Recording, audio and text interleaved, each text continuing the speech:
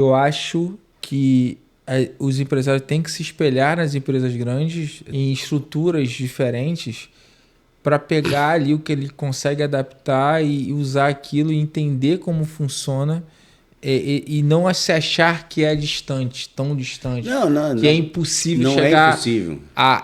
às metodologias. Você não precisa ter 10 porque você não tem uma equipe. Mas se você tiver uma ou duas, ou alguns parceiros, procurar, você vai conseguir crescer também e talvez vai chegar no nível que você vai internalizar, vai colocar, mas que eu acho que é a virada de chave de achar que isso é importante, que isso é decisório para você, que hoje eu acho que muito empresário pequeno não tem essa visão. Hoje você tem uma bagagem, né, que te permite oferecer uma série de coisas que talvez o teu concorrente não consiga, porque não teve essa bagagem. Não é porque ele é melhor ou pior, não é por isso. É porque não teve a experiência, né? Então, eu acho que isso faz a diferença. A aproximação, né, essa relação nossa com a SBF é recente, mas vem exatamente dessa relação passada nossa, de confiança, né, de conhecer o teu trabalho enquanto gestor e liderado ali. Então, é muito essa confiança do passado que a gente traz até hoje. Mesmo nessa loucura, né, dando esse exemplo dessa loucura que a gente viveu ali, depois melhorou muito, foi intenso, a gente conseguiu fazer muita coisa legal e desde lá a gente, né, se conhece e a gente, né, mesmo cada um depois seguindo um caminho diferente, a gente sempre se esbarrava e estava se falando pelo menos. Então a nossa relação vem de lá, né? Mas eu acho que o que você tem, né, a SBF tem de diferencial é exatamente essa tua experiência, essa tua bagagem de outras empresas, muitas empresas grandes, empresas multinacionais de capital aberto que trazem para o serviço que você presta, né, para o pequeno empresário, valor agregado que talvez ele não encontre em outras empresas de contabilidade. Olá pessoal, tudo bem? Seja bem-vindo a mais um episódio do Conecta SBF. Antes de começar, curta o canal, compartilhe, comente aqui se você tiver alguma dúvida. Se você quiser saber mais sobre a SBF Contabilidade, acesse o nosso site, entre em contato com a gente diretamente. A gente vai estar disponível aí para poder ajudar vocês, tá bom? Bom, hoje a gente vai falar de um tema de gestão financeira, de vários assuntos aí, de um cara que é meu amigo, foi meu mentor, foi onde eu aprendi muito ali, foi onde eu trabalhei, já foi meu chefe e eu aprendi muito com ele. Bom, Paulo, muito obrigado aí por você ter aceitado o convite, muito obrigado aí por tudo. Me chamo Paulo Anis, né, como as pessoas me conhecem, tenho mais de 20 anos de experiência na área financeira, né? Já passei por várias empresas em vários setores, né? Então já passei pela indústria, setor farmacêutico, incorporação imobiliária, seguros e agora estou no varejo. Empresas nacionais, multinacionais, capital aberto, capital fechado, empresa familiar, empresa, né, mais estruturada. Então, assim, a gente passou por vários tipos de organização e por várias fases da vida da organização, né? Então, eu acho que isso que é interessante. O ambiente aqui e vários assuntos que a gente pode tratar. Sim. Pela importância do planejamento financeiro. Quando a gente está falando de controladoria, planejamento, não existe uma boa projeção, um bom planejamento, um bom orçamento, se a gente não tiver uma base contábil boa, né? Então, assim, se eu não souber adequadamente como é que é a minha distribuição de despesa, qual é quanto é que é a minha classificação, quanto é que é despesa minha é fixa, quanto é que é variável, como é que é o meu custo, como é que eu formo o meu custo, né? E se isso estiver mal registrado, se não estiver detalhado no nível que a gente precisa, a gente vai fazer uma projeção muito ruim, né? Então, assim, a contabilidade, você estava até perguntando assim, qual é a importância da contabilidade. A contabilidade é muito importante, né? Não só porque talvez, né, aí o pequeno empresário ela acaba sendo algo que ele vê no início como custo. Como um custo, né? Exatamente, ele vê como um custo e algo que, para pagar, apurar o imposto e ele poder pagar o imposto dele, né? Então, basicamente, só tenho contabilidade porque eu tenho que pagar imposto, né? Mas né, quando a gente chega numa empresa maior, ela é a base de tudo, né? Eu começo pela contabilidade. Eu comentei que eu tive uma experiência numa empresa que era familiar e que passa por processo de profissionalização. A primeira coisa que a gente fez lá foi estruturar a contabilidade, né? Montar a equipe, mudar sistema, né? Depois a gente foi para custo, depois a gente chegou em finanças. Você começa a ter a visão a partir de uma contabilidade mais limpa. Mais limpa. Por que você começa com contabilidade? Porque ali estão os dados. Mas a contabilidade também precisa, e a contabilidade precisa de um financeiro bom também. Sim, mas assim... Que vai te dar, mas a contabilidade ela te dá aquele filtro e aquela segurança de que no final tudo passa por ela e você vou dar um exemplo objetivo aqui para o empresário. Como é que eu sei que o preço que eu estou praticando está um preço bom, está correto? Seja porque vai me dar o lucro, seja porque ele vai atrair venda e mais clientes, né? Se eu não tiver uma base contábil boa, eu não sei, porque eu não sei apurar meu custo corretamente, né? E eu não vou conseguir nunca precificar de forma adequada. Então, apesar de a gente achar que a contabilidade é um mal necessário, mas na verdade a gente tem a partir da contabilidade várias informações.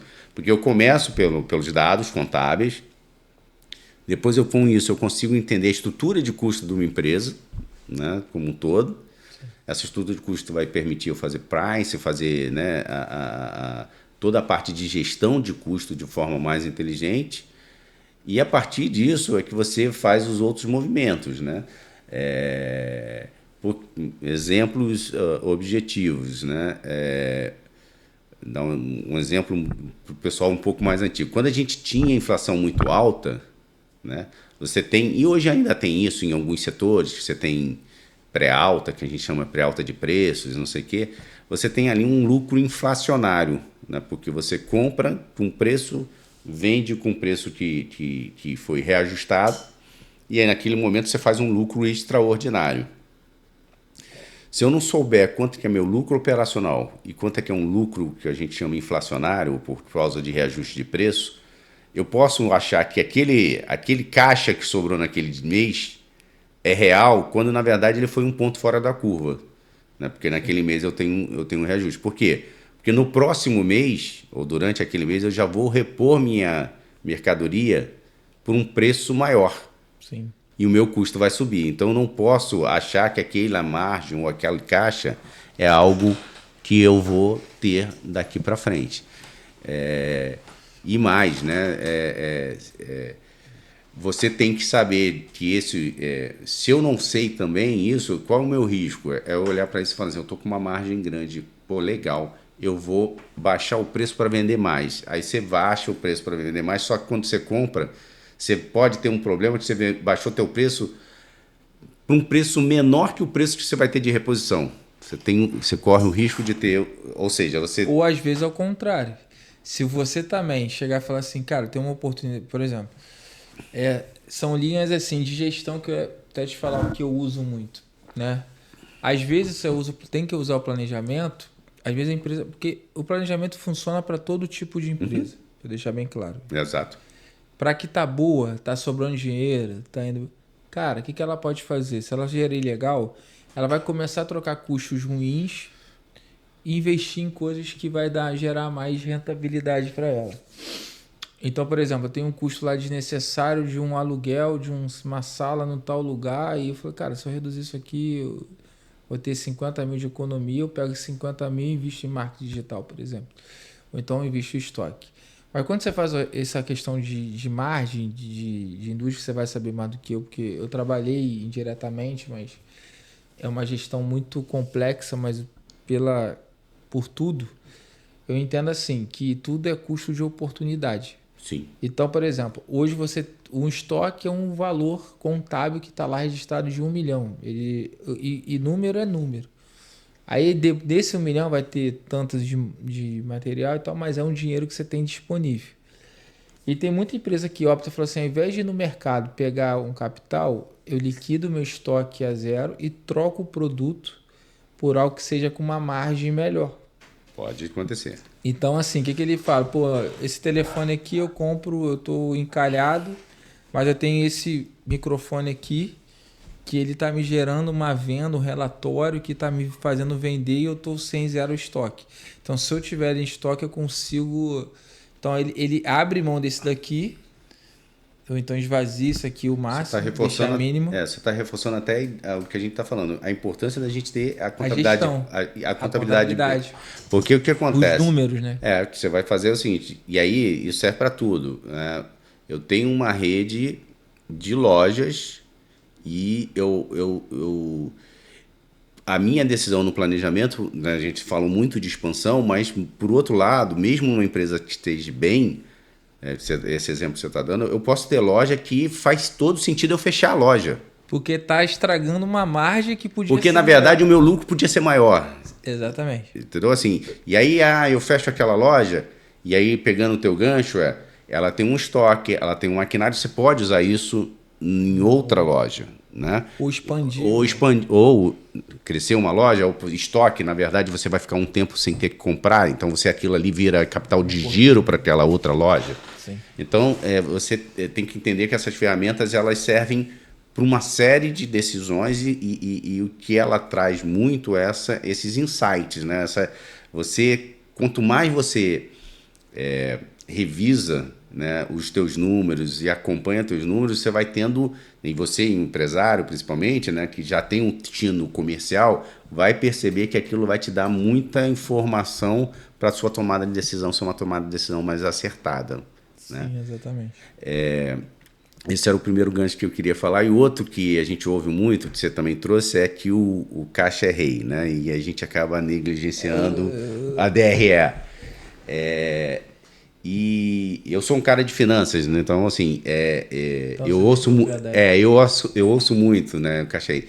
Eu acho que tem essa fala, ela tem lugar e ela reverbera no povo, de um modo geral, na população de um modo geral, porque é mais fácil, o caixa é algo mais fácil, mais palpável. Diário, É mais palpável. Planejamento Mas, na verdade, os dois têm o mesmo nível de importância. Por quê? Né? Você ouve assim, não adianta você vender e não receber. É verdade. Né? Não adianta você vender e vender com prejuízo. Também é verdade. Né? Porque o teu caixa não vai vir. Mas você muitas vezes tem situações que você tem caixa hoje, mas você está gerando prejuízo que vai consumir esse caixa lá no futuro. Então, assim, na prática, a gente tem que usar as duas ferramentas. Né? De um modo geral, eu gosto de brincar com isso, porque assim, eu já tive discussões e a pessoa fala assim, mas não tem que ser o EBITDA, tem que ser o lucro líquido. Aí falando de dois indicadores que são de resultado. É isso que eu ia te perguntar. O EBITDA é onde equaliza, né, um pouco os dois. Tenta equalizar. Porque o EBITDA, ele é a geração real de riqueza da empresa. A geração que a gente chama de geração de caixa operacional, né? Que a operação gera. Então você tira lá impostos, né? Você tira financiamento, enfim. E com isso você vê assim, o meu negócio gera isso de caixa, né? Então o EBITDA busca fazer isso. E muita gente fala, não, mas o EBITDA não é uma boa ferramenta. Uma boa ferramenta é o lucro líquido. E eu costumo dizer assim, um só indicador não é bom. Né? Você não vai tomar a melhor decisão. Você precisa de mais de 1, 2, 3, e quando você vai crescendo, a empresa vai crescendo, você vai ver que você vai precisar talvez de dezenas de indicadores. Né? Como está a minha margem, a minha taxa de crescimento, meu market share, minha lucratividade, minha margem bruta, meu ROI. Aí vai ter um monte de indicadores que a gente usa no dia a dia, mas isso, obviamente, conforme o teu negócio vai crescendo, você vai ver que você vai precisar de mais. Mas voltando para o nosso ponto, assim, é ruim você olhar só para o caixa, como também é ruim você olhar só para o lucro da companhia. Porque quando você olha só um ou outro, você pode estar tomando decisões que lá no futuro te levem a um problema empresarial, né? Um problema de gestão e de solvência da companhia. Então, acho que é importante a gente trazer isso, porque é comum, né? E aí tem um outro ponto que a contabilidade separa muito, que a gente fala na contabilidade sobre a questão da competência, mas na contabilidade tem um outro princípio também, que é a separação do ente privado do ente jurídico, né? Você tem a pessoa física e a pessoa jurídica. E eu acho que aí que é o ponto que eu estava pensando agora, que é onde... Eu estou te falando porque eu vi os dois lados, né? Nas empresas pequenas, existe muito essa questão do sócio tirar muito dinheiro, e eles entendem que isso é despesa e não é despesa.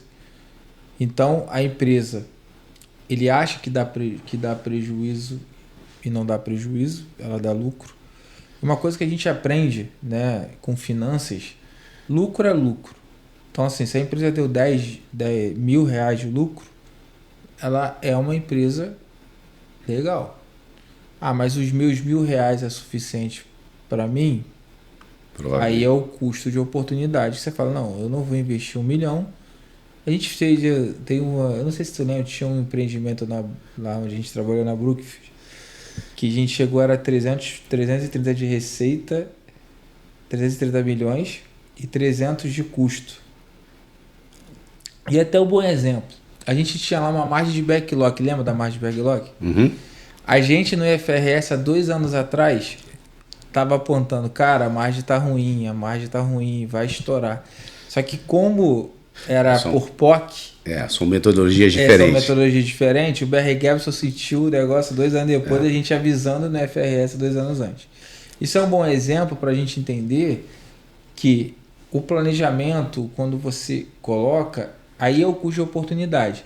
O empreendimento teve 330, eu nunca esqueço, era um de São Paulo, que eu não me lembro.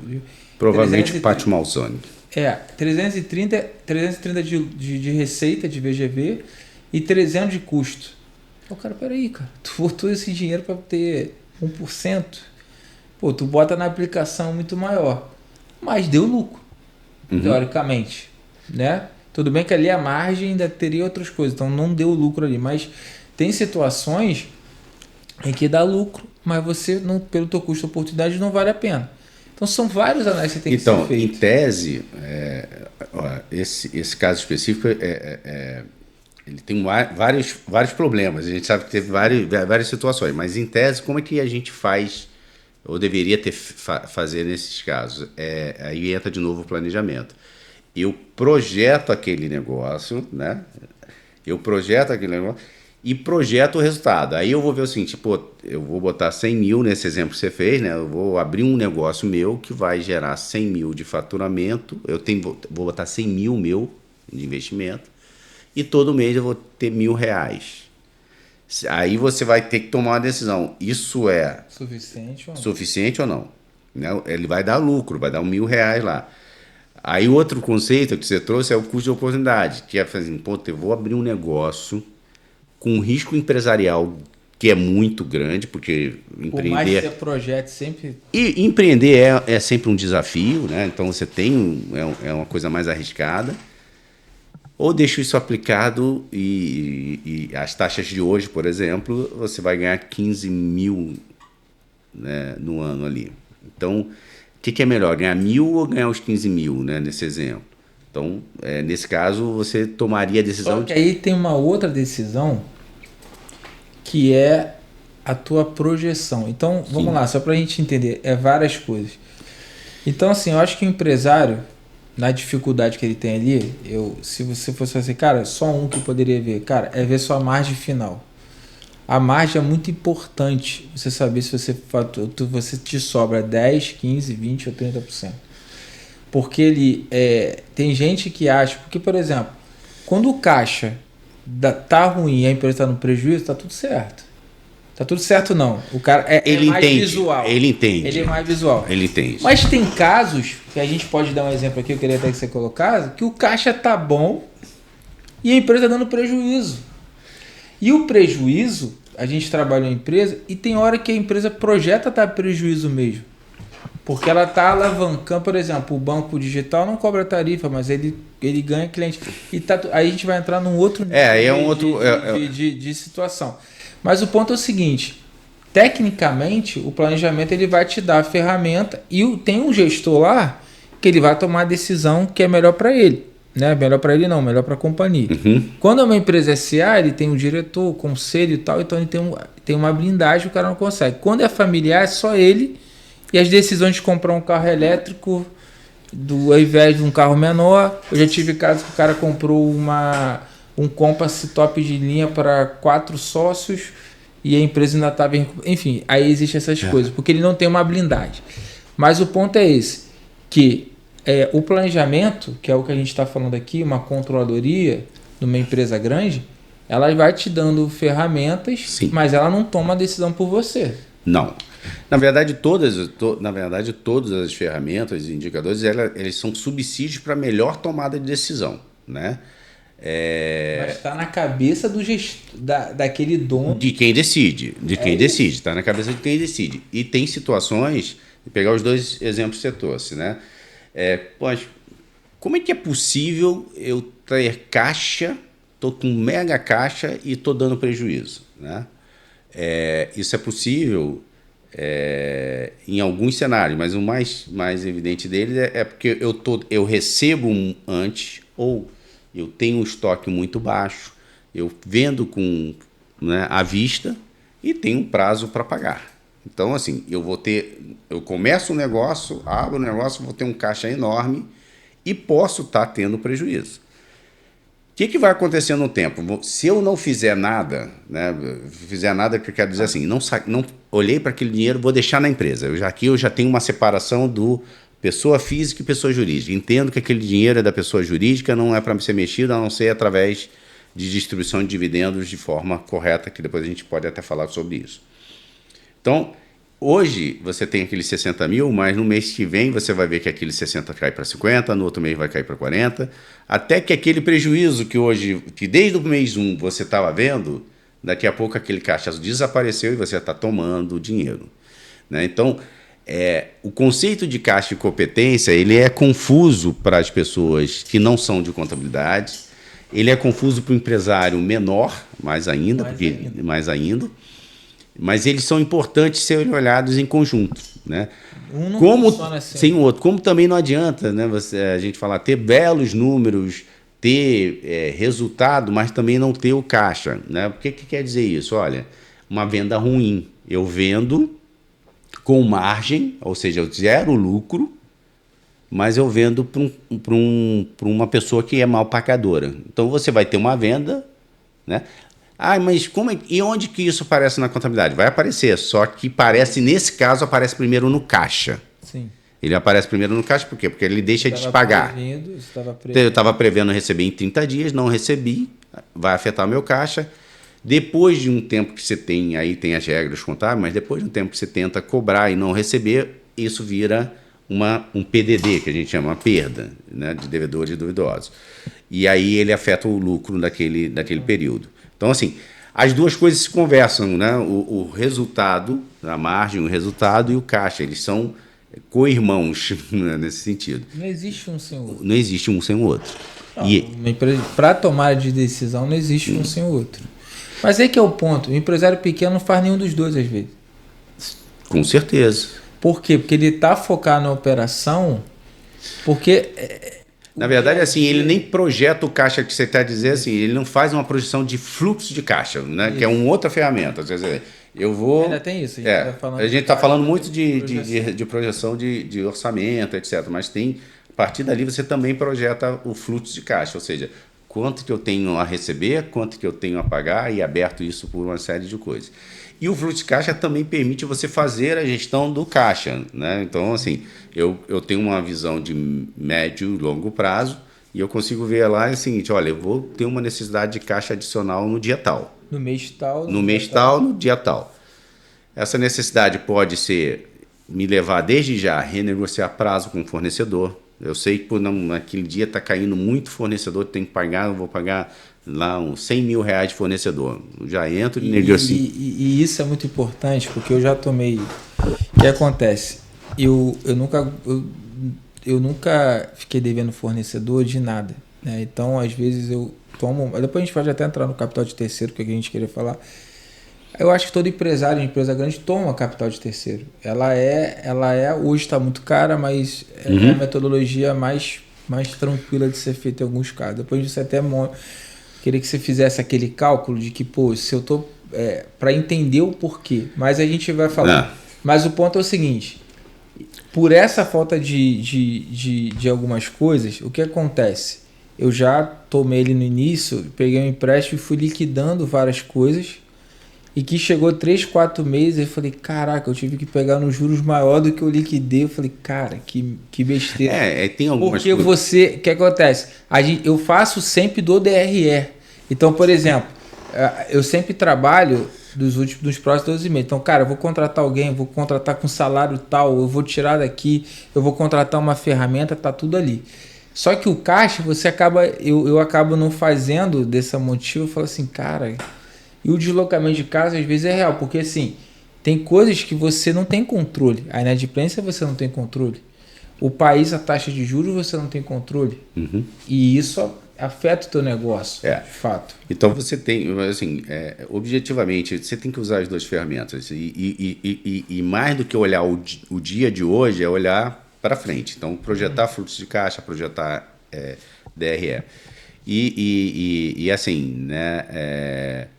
Eu acho que, e aí falando um pouco, quando a gente passa em empresas que tem, né, porque nem só porque é empresa grande que tudo é mil maravilhas, né? Elas passam também por dificuldades, algumas sazonais, outras mais estruturantes, né? Mas assim, o que a gente vê normalmente? É melhor, né, o que eu aprendi no tempo é assim, é melhor você entrar em contato antes com o teu fornecedor e negociar com ele uma dilação do prazo, mesmo que pagando alguma coisa adicional, do que você chegar na data e não pagar, né? Porque o que acontece do outro lado? Ele também se planeja. Ele sabe que aquele pagamento que antes... mais ético, né? Também é mais fair para todo mundo, é mais justo para todo mundo. Mas o que eu quero dizer é o seguinte... a tua relação com ele também ele tem maior credibilidade em você quando você faz isso do que você simplesmente deixa de pagar. E muitas vezes você fazer isso é mais barato do que você tomar um capital de terceiro de curto prazo em determinadas situações. Então, essas são várias situações que a ferramenta permite você analisar, né? Isso você só consegue isso se você fizer essa parte de planejamento financeiro. O exemplo, só para pegar o que você trouxe do capital de terceiro, a gente sabe que, né, a gente tem realmente uma restrição a pegar endividamento. Isso é mais cultural nosso aqui, latino. Se a gente pensar no americano padrão, na verdade, vive alavancado, né? Então, a casa que é dele não é casa, não é dele, o carro que é dele não é dele, e assim está tudo alavancado. Mas numa empresa, a gente consegue fazer uma conta que é uma conta ótima. Traz essa conta para as pessoas entenderem. Primeiro a gente tem que entender uma coisa antes. Assim, a gente fala, né, a literatura, qualquer lugar que você for ver, é que o capital próprio é mais caro que o capital de terceiro, né? Aí as pessoas, isso não é trivial. A pessoa fala assim, como assim? Meu capital próprio não tem custo, eu já botei lá. Já ganhei, né? Já está lá. E o capital de terceiro, eu vou pagar 10%, vamos dar um exemplo para facilitar, eu vou pagar 10% de juros anual. Não é verdade, porque aí entra o conceito que a gente falou de custo de oportunidade. O capital próprio, você botou no negócio, mas você poderia ter feito qualquer outra coisa com ele. Então ele tem que ser remunerado. Ele tem que ser remunerado. E a remuneração disso, normalmente, é superior à taxa de juros, porque senão eu poria num CDB e ficaria parado no CDB. Então, quando você faz um negócio, nas grandes empresas, quando a gente vai fazer uma nova linha de produto, vai abrir uma nova filial, vai comprar uma outra empresa, a gente analisa de tal forma que a taxa de retorno daquele negócio seja superior ao teu custo de oportunidade. Então, por isso que a gente diz que capital próprio é mais caro do que o capital de terceiro. O capital de terceiro também tem uma outra vantagem do que o teu dinheiro, quando você põe o seu próprio dinheiro, que é ele gera uma despesa financeira que é dedutível de imposto. Então, eu tenho um benefício tributário. Quando eu boto mais dinheiro meu, não tem benefício nenhum. Patrimonial. É patrimonial. Eu tenho um risco menor de volatilidade, porque eu não fico sujeito à alteração da taxa de juros, mas eu não tenho um benefício tributário. Então, normalmente, obviamente, essa conta não é uma conta exata e serve para todo mundo, mas o que a gente olha? A gente olha o grau de... Normalmente que a gente compara... Tem alguns indicadores que a gente olha, né? Normalmente a gente olha assim, o meu custo da dívida desse capital de terceiro, ele deve ser um múltiplo do meu EBITDA, né? Então a gente e as ratings usam muito isso, até 3 vezes o EBITDA você está com um endividamento que a gente chama de saudável. O que isso quer dizer? Olha, eu consigo liquidar isso em até 3 anos. É mais ou menos essa conta. Anual. Anual. Né? Normalmente você faz a conta no anual. Vamos só botar... Assim, eu gero... Você tem 1 milhão de faturamento. Eu tenho uma dívida... Tem uma margem de 30 e a margem de EBITDA 40. Vamos dar exemplo 40. O endividamento de 120 é um endividamento saudável. Só bota... Perdão. O endividamento de 120 é um endividamento saudável. Né? Nesse exemplo que a gente deu. 3 vezes menos. 3 vezes, na verdade eu tenho 120, que é 3 vezes, 3 vezes o EBITDA que a empresa gera. Então você quer dizer o seguinte, em até 3 anos ela paga aquele endividamento. Por isso que eu falei que é um número que a gente tem como número de referência, mas isso muda de negócio para negócio, de setor para setor. Né? E por que uma outra relação que também se tem é a relação do teu endividamento sobre o total do teu passivo, né? Então você tem lá endividamento sobre PL, por exemplo, né? O que é próprio. Então você tem uma relação ali que também você utiliza. Então algumas empresas a relação é 1/3, 2/3. É mais ou menos um Mas parâmetro. aí quando entra nesse cenário, já entra para a questão de solvência. Entra para a questão de solvência, mas isso são tudo, sim, por esse lado, mas a conta mais rebuscada, a gente tem que entender a estrutura da empresa como um todo. Eu estou dando só alguns parâmetros que tem. Por quê? Quanto mais lucrativa for a empresa, né? Quanto maior for a margem final, o lucro líquido, antes do endividamento, né? Falando na conta antes do endividamento, é melhor. Então, o que eu posso fazer? Então, dando exemplo, vamos pegar um exemplo que eu acho que talvez fique legal. Vamos dizer que uma empresa que é muito lucrativa, ela tem uma margem lá que ela gera lucro líquido de 10% do faturamento, que é um belo de lucro líquido. E, enfim, você tem 2 formas de crescer. A primeira delas eu pego esse lucro e reinvisto na empresa. E no ano seguinte eu cresço, aí eu vou gerar, se eu tiver mesmo 10%, eu cresci lá, eu aumentei meu faturamento e de repente naquele ano eu tenho o mesmo 10%, mas sobre uma base maior, o lucro aumenta e assim por diante. Então essa é uma forma, né? Só que lembra, quando eu ponho, vamos dizer que nesse exemplo dos 10%, ele gerou um lucro de 10 mil. Eu reaplico os 10 mil, primeiro eu como sócio não estou tirando nada, estou replicando 100%. Segundo, esse não tem benefício fiscal. Então vamos pegar o exemplo, eu pego dos 10 mil, em vez de eu botar 10 mil em capital, eu vou botar 5 e 5 eu vou pegar de empréstimo. Né? Uhum. O que vai acontecer? Eu tenho os mesmos 10 mil que eu vou investir no meu negócio, vou aumentar meu faturamento, só que os 5 mil que você pegou de empréstimo, eles geram uma despesa financeira. Então, o teu lucro do ano seguinte é muito maior do que você tivesse investido os teus 10 todo. Sim.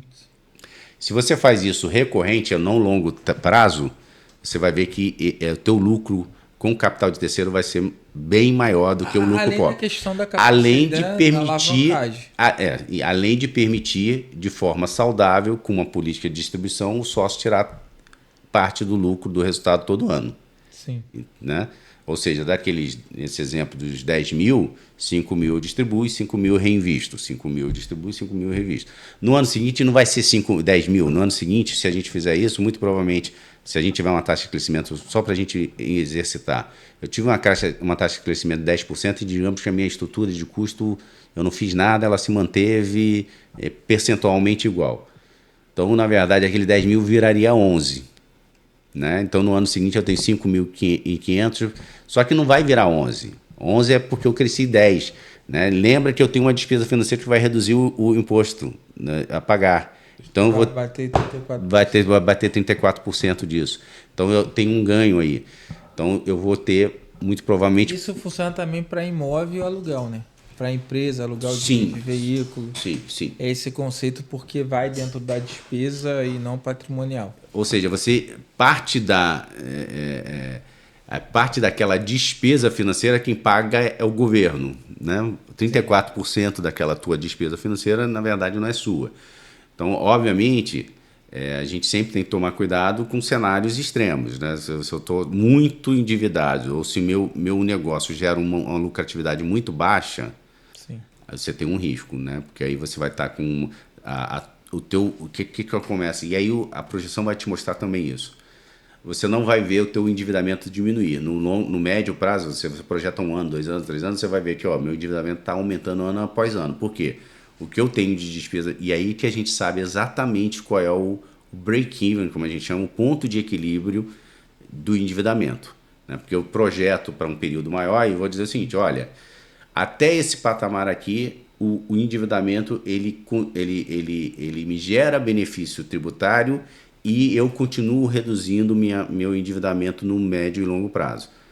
Quando eu tomo muito dinheiro, né, eu me endivido muito e é uma taxa maior, isso pode comprometer meu lucro no final e aí eu não gero caixa suficiente para bater esse mas resultado. Eu acho que esse ponto vamos lá, só para a gente também tentar colocar isso mais para as pessoas tentar colocar. Quando a gente toma a decisão de tomar um empréstimo, ele tem que ser mais condicionado à questão de investimento. Vamos lá na questão do varejo, ou então no crescimento. Eu quero desenvolver um produto e eu sei se no estúdio, se eu colocar 100 mil, eu consigo ter uma receita maior. Você não teria os 100 mil para investir no produto. Uhum. Então não existe essa possibilidade. Mas eu teria do capital próprio. Tá, mas vamos tomar um exemplo de que o cara não teria o dinheiro.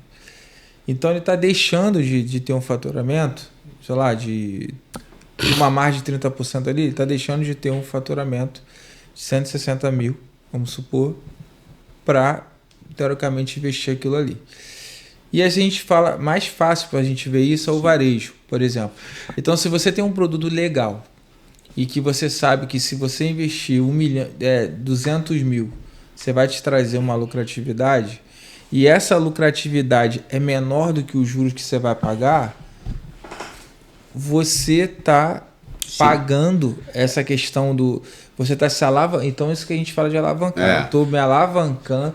Mas o estoque pode dar errado, as coisas podem não funcionar, pode. Mas vamos dar um exemplo então, prático para esse que é o questionamento. Não, um exemplo prático é o seguinte, porque uma pessoa pegaria um empréstimo. Vamos lá. Ou não, também depois ou não pegaria. Eu vou, pegando o exemplo do varejo vamos dizer que, dar um exemplo aqui, claro. Varejo, farmácia. Eu tenho uma farmácia, tá? Sim. É uma farmácia. Existe, a gente sabe no caso e isso também acontece para outros produtos, né? Mas a farmácia, o preço do medicamento, ele tem data, a gente sabe os meses em que tem aumento do medicamento, né? isso é regulado, enfim, você sabe. Então, se você tem ali, por exemplo, nesse exemplo, você tem o que a gente vai ter reajuste de preço. Então você tem um varejo, se você sabe que o teu fornecedor vai reajustar o preço e aquela mercadoria vende muito, e aí você vai falar o seguinte, olha, essa mercadoria vende muito, ela representa 50% da minha venda. Né? Estou exagerando. Então, hoje, com o teu capital de giro, você consegue comprar 10. E aí o preço vai aumentar, também no exemplo, de 10 para 15, você vai vender aquelas 10 por 15 e vai ganhar 150. Né? Você vai vender por 150, algo que custou para você 100, você vai ter, né? Na verdade, até um pouco menos de 100, mas nesse exercício só para a gente ver. Nesse caso, né, a gente está tendo um aumento aí expressivo, mas nesse caso vale a pena eu me endividar. Por quê? Eu vou pegar um empréstimo, né, hoje a taxa de 15% ao ano, né? Eu vou arredondar, vou botar para cima, 2% de taxa de juros ao mês. Né? Vamos pegar um empréstimo caro, 2% pré, 2% de taxa. Porque eu posso fazer isso de desconto duplicado, tem formas de fazer isso. Mas eu pego um empréstimo.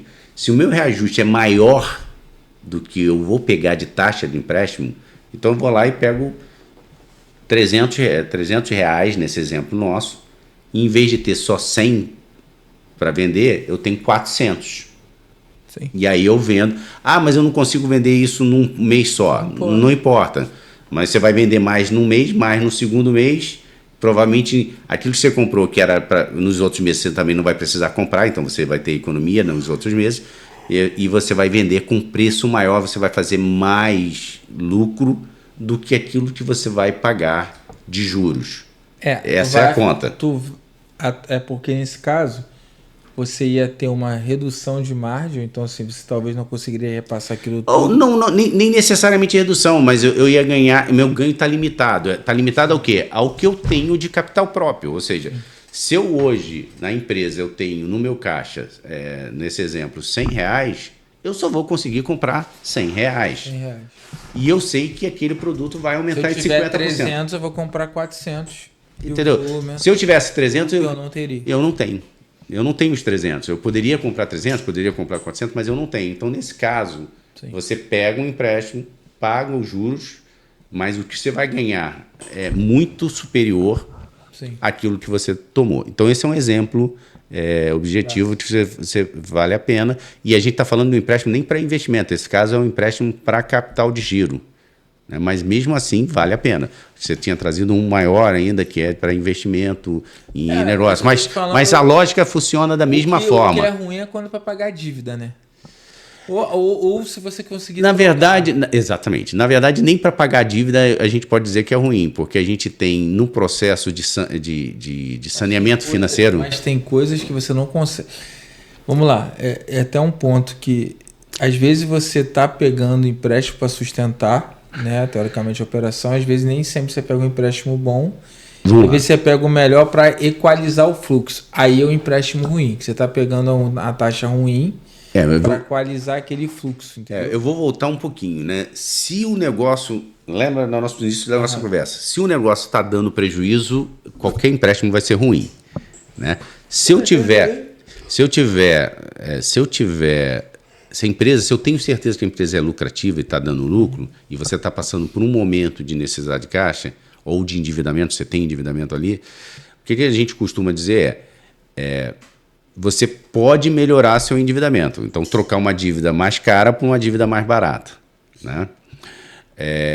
Isso em empresas grandes, você faz emissão de ações e debêntures, você tem linhas internacionais, etc. Mas numa empresa menor, ou que a pessoa física se confunde com a pessoa jurídica, muitas vezes a dívida, o financiamento está no cartão de crédito. Ele comprou no cartão de crédito, está no rotativo do cartão de crédito, pagando 400% ao ano. Né? Então, assim, é muito alto. De repente vai lá e faz um capital de giro, vai pagar 22. Então você já sai de 400 para 22. Ele tem duplicata, ele vai lá e faz o desconto de duplicata, já sai de 22% ao ano para uma taxa menor. E assim por diante. Então você tem formas também de melhorar esse endividamento que é para pagar a dívida, né? Como Sim. você falou. Né? Você está pegando um endividamento para pagar uma dívida que é muito cara. Então, vale a pena nesse caso. Agora, se você é um endividamento, se você está pegando se você recorrentemente pega empréstimo para novos endividamentos, ou seja, o que isso quer dizer? Que você não está gerando resultado, nem está gerando caixa, então você está sempre tendo que recorrer a novos empréstimos. Nessa situação, que eu acho que é o exemplo que você quis trazer, ele é negativo. E porque a gente está entrando muito nisso, tá maravilhoso. Porque tinha um ponto que você falou no início, eu queria te perguntar. Quando a empresa ela trabalha para venda, para equity, ok? A estratégia às vezes é um pouco diferente. Então, qual é a diferença de uma empresa que trabalha com a questão do crescimento interno e para equity? Porque hoje em dia tem empresa que ela é formatada para você passar um tempo, Sim. né?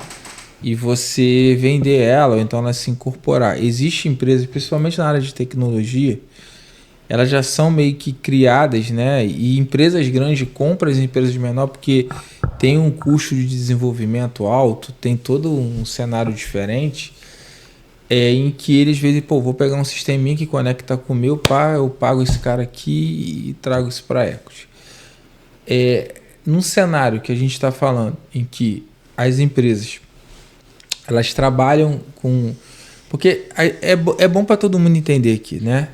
Isto é o que sempre eu tento colocar dentro usar a minha experiência que eu tive em empresa grande. E eu trabalhei na área de reporte, graças a Deus fui muito abençoado por isso. Então sempre lidei com a pressão você se lembra lá, tinha que fechar dia 4, dia 5, era uma pressão, era isso, era relatório gerencial, era de um cara. Então a gente tinha que saber responder o porquê a despesa está aqui, aonde vai para o lugar, e isso me evoluiu muito profissionalmente e pessoalmente. E a gente é a experiência que a gente passa na vida, né? Então eu sempre troquei muito de emprego. Tu fala, você é maluco trocar de emprego, mas cara, isso me traz uma bagagem que hoje eu tô aqui. Eu tava te falando da questão do planejamento que eu não sabia, e você sabe, você também trocou, e você sabe que cada etapa você vai vendo coisas que você fala, cara, tá. Então você trabalha numa empresa que acabou de incorporar, cara, é uma estratégia diferente. Você trabalha numa empresa que ela tá crescendo, ela tá em dificuldade financeira.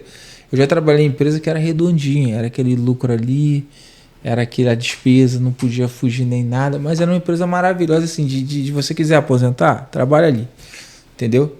Então, assim, dentro desse cenário, a gente tem que deixar muito claro, que aí eu queria a tua ajuda em relação a isso, que são estratégias. Não existe, quando a gente fala de planejamento, a estratégia de quem toma a decisão e de quem está à frente da empresa. A gente, como profissional, a gente leva as ferramentas e fala os pontos positivos, planeja, mas quem toma a decisão de para onde vai a empresa é o gestor, é o dono, se for pequeno, uma empresa grande é outra. Por quê? Existem coisas que estão na cabeça de um diretor, do teu grupo que você está pegando, que às vezes não consegue alcançar a gente. Por exemplo, eu quero vender, eu quero colocar, eu quero investir no tal lugar. Não, mas eu quero estar em São Paulo. Pô, mas tem em Minas. Você falou, cara, mas vai para cá. Tem benefício fiscal de um lugar. Então eu queria que você trouxesse essa questão de estratégia, das tuas experiências que você teve. Você entendeu o conceito que eu quero te falar? Sim. Eu quero que você traga as diferenças de estratégia, porque nenhum planejamento, e eu falo muito do planejamento tributário, eu posso chegar pro cara e falar assim, cara, vai por esse lado, faz transferência de margem. O cara fala, mas eu não quero. Eu quero seguir desse jeito. Sim, sim. Aí você tem que se adaptar à estratégia do cara e tomar e mostrar os relatórios, porque a gente sabe falar isso, né? Eu sempre lidei com o diretor, e você era um deles, né? Na Brookfield, enfim, tem outras situações. Cada diretor fala, bota outros desse jeito, abre desse jeito, eu quero ver dessa maneira. Sim. E isso, por quê? Porque vai te ajudar a tomar decisão. Então, quando eu trabalhei, né, até na Brookfield com o Cardoso, que aprendi uma coisa, com você aprende outra. Você também vai absorvendo o que você aprende com com teus gestores e ali você vai criando as ferramentas. Eu queria que você falasse um pouquinho disso, das estratégias, de como você se adapta, de como funcionam as empresas por aí. Tá, vamos lá.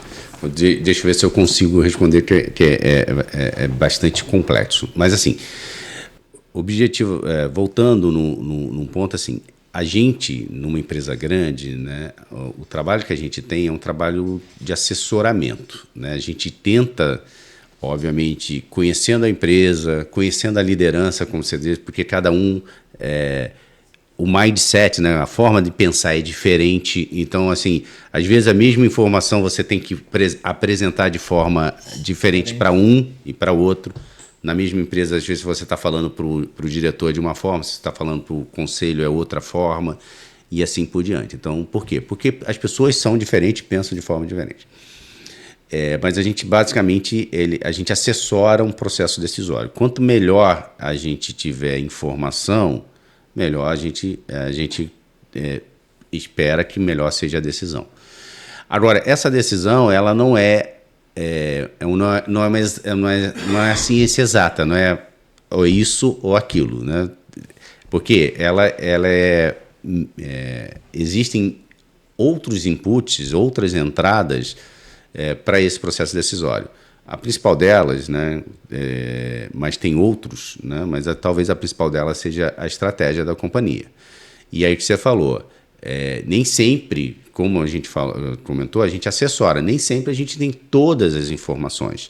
Até porque algumas informações, ou por questões até legais, não podem ser divulgadas, né? O famoso NDA, você está no processo de compra, de aquisição, então tem coisas que você não pode nem divulgar, então é bastante sigiloso. Então é um grupo muito pequeno que sabe que aquilo vai acontecer, que está estudando aquilo, etc. e tal.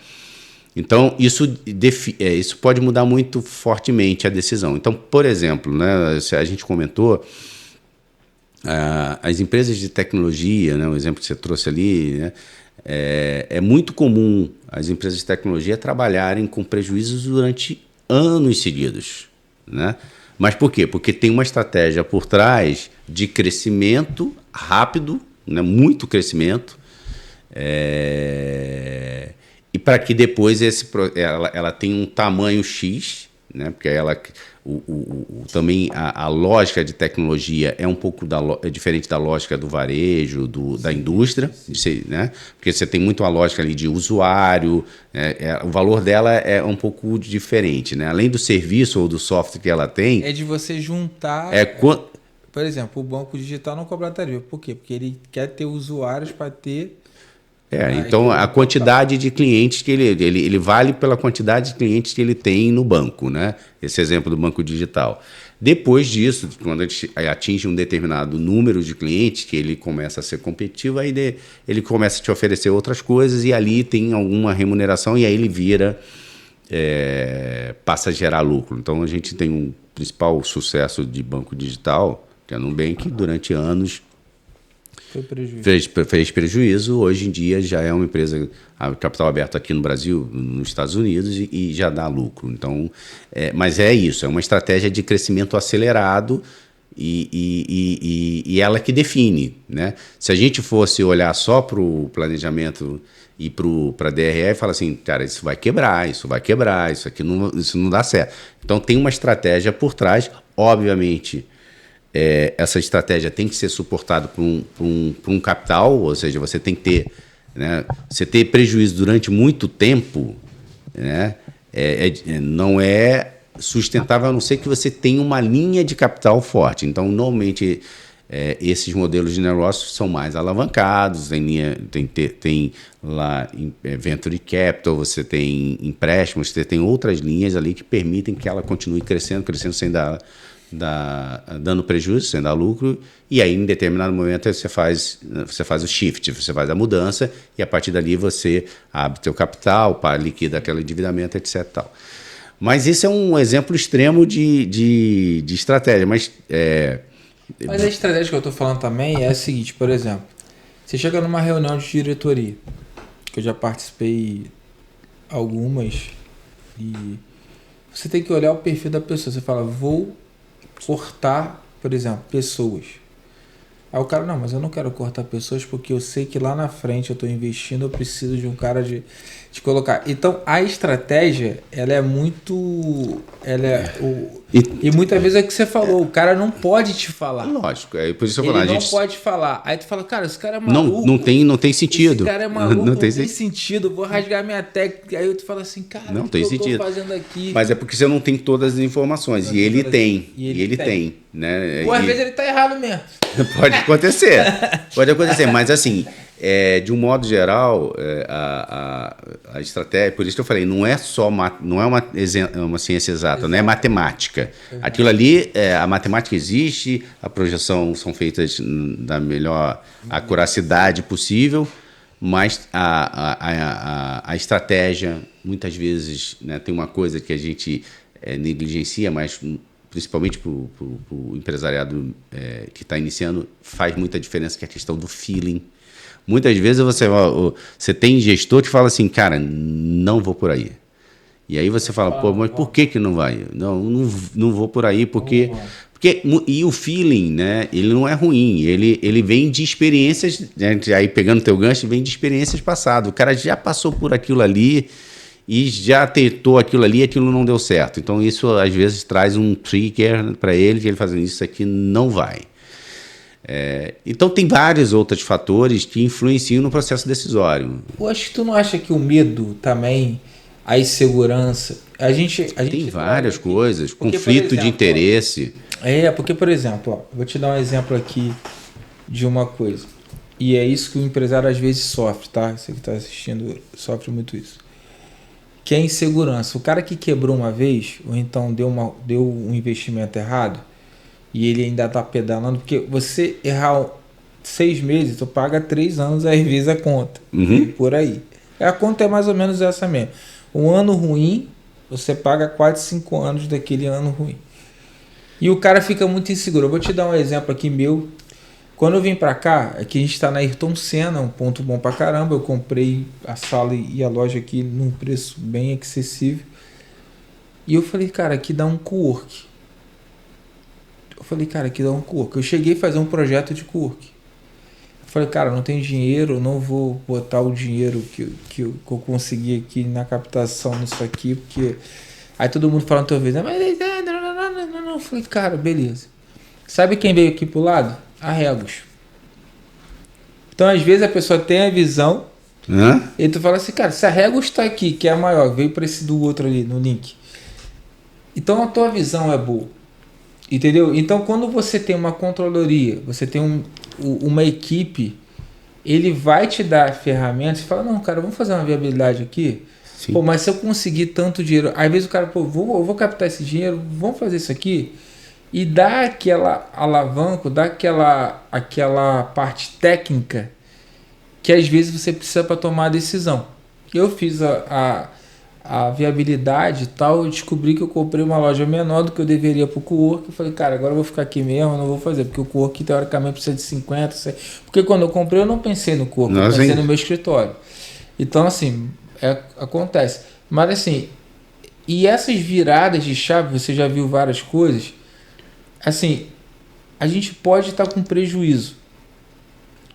Todo mundo erra, toda empresa grande erra.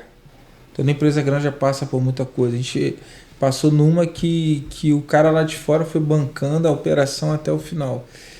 E porque teve capital próprio. Então, o capital próprio é importante para você bancar a insolvência. É insolvente, mas se você tem capital próprio, você salva a insolvência. O ponto é que é tudo um processo. Então, dentro desse processo é o seguinte, pô, tua empresa está passando prejuízo. Vamos acertar operacionalmente? Vamos começar a dar lucro? Pô, mas aí eu tenho um problema financeiro. Não, aí então separa. Então vamos aqui, melhorar o DRE, então, a tua lucratividade, a tua margem e tal. Aí que você vai ter que sustentar esse avalanche financeiro. Tu acertou isso aqui.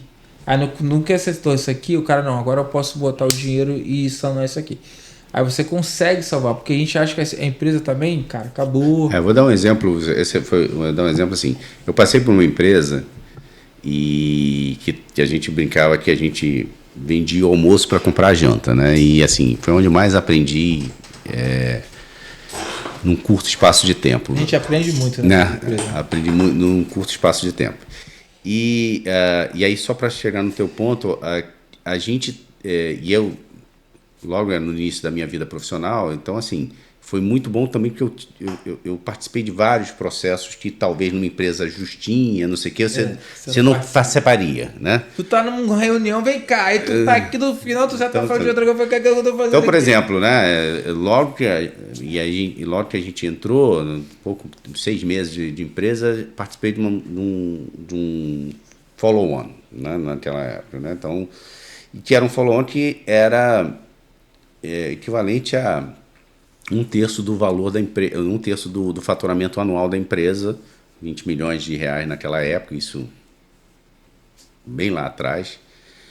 E aí, quando a gente foi fazer a conta, eu falei assim, cara, isso aqui, ok, vai ajudar, vai dar um fôlego, mas não vai durar um mês, porque a gente não está olhando para o que a gente tem que corrigir, né? Então, era uma empresa que continuava com prejuízo operacional, tinha a estrutura de endividamento era ruim. O cara não quer cortar. Entendeu? A estrutura de endividamento era ruim, né? Então, assim, tinha uma série de coisas que também tinham que ser feito e aí não estava sendo feito e fez esse follow-on. Cara, assim, entrou o dinheiro, na verdade demorou, porque aí também você sabe que esse processo não é um processo rápido. Não, de fazer captação através de ações ou de debêntures, é um processo que é demorado. E é caro. E aí, como leva 3 meses para você conseguir estruturar um processo desse, né, trabalhando muito para botar no ar, foram 3 meses sem olhar para a estrutura. Né? Então, quando o dinheiro que entrou, na verdade, eu voltei para a posição que eu estava 3 meses atrás. Sim. Entendeu?